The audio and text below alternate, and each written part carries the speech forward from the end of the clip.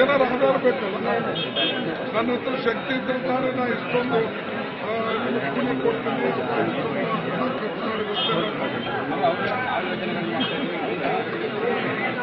ಹೇಳಿ ಯಾವ್ದು ಮಾಡಿದ್ದು ಹೇಳಿ. ಅಂದ್ರೆ ಲಿಂಗನಮಕ್ಕಿ ನೀವು ಮಾಡಿದ್ದ, ಬಳ್ಳಾರಿ ಪವರ್ ಪ್ರಾಜೆಕ್ಟ್ ನೀವು ಮಾಡಿದ್ದ, ಯಾವ ಮಾಡಿದ್ದು ರಾಯಚೂರು ಅವ್ರು ಹೇಳ್ತಾರಂತ ನೀವು ಸ್ವಲ್ಪ ನೋಡಿ. ಆಡಳಿತ ಪಕ್ಷಕ್ಕೆ ಚಿತ್ತಾಪುರ ಅಭಿವೃದ್ಧಿ ಆಗುತ್ತೆ, ಕೊಳ್ಳೇಗಾಲ ಆಡಳಿತ ಪಕ್ಷ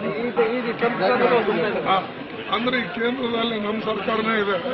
ಕೇಂದ್ರದಿಂದ ಬರ್ತಕ್ಕಂಥ road fund, state fund, rural development ಮತ್ತೆ ಎಲ್ಲರೂ ಕೂಡ ಅಲ್ಲಿಂದೇ ಬರ್ತದೆ. ಎಲ್ಲ ಅದಕ್ಕೆ ಕೊಟ್ಟು ಕೊಡ್ಬೇಕು.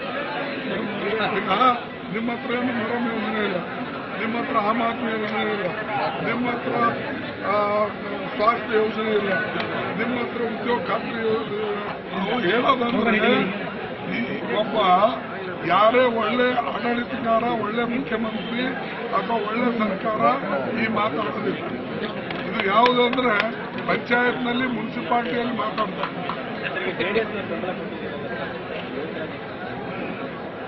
ಈಗ ಯಾರೇ ಒಬ್ರು, ಯಾವುದೇ ಒಂದು ಪಕ್ಷ, ಯಾವುದೇ ಒಂದು ವ್ಯಕ್ತಿ, ಯಾವುದೇ ಒಂದು ಸಂಸ್ಥೆ ತಾವಾಗಿ ಇಲ್ಲಿ ಬಿಜೆಪಿನ ಸೋಲಿಸಬೇಕು ಅಂತಕ್ಕಂಥ ದೃಷ್ಟಿಯಿಂದ ಸಹಾಯ ಮಾಡಿದ್ರೆ ನಾವು ಅದಕ್ಕೆ ಬೇಡ ಅನ್ಕೋಬೇಕಾಗ್ತದೆ.